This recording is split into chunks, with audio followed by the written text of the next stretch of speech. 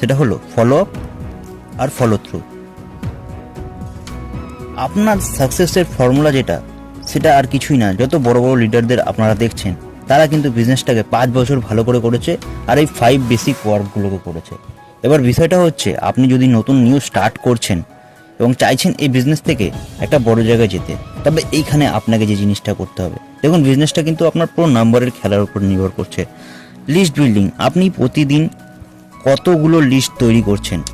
একটা 10,000 টাকা চাকরি করতে গেলে সেখানে আপনাকে 10 থেকে 12 ঘন্টা কাজ করতে হয়। আপনি এই বিজনেসকে প্রতিদিন কত ঘন্টা সময় দিচ্ছেন? আপনি প্রতিদিন কতজনের লিস্ট তৈরি করছেন? মিনিমাম 5 থেকে 7 জনের যদি লিস্ট না তৈরি করতে পারছেন, তাহলে আপনি বিজনেসটা থেকে একটা ভালো জায়গায় যাওয়ার আশাটাই ছেড়ে দিন। মিনিমাম 5 থেকে 7 জন, যদি আপনি পার্ট টাইমে কাজ করছেন, আপনি 2 থেকে 3 জনের নাম অ্যাড করুন না।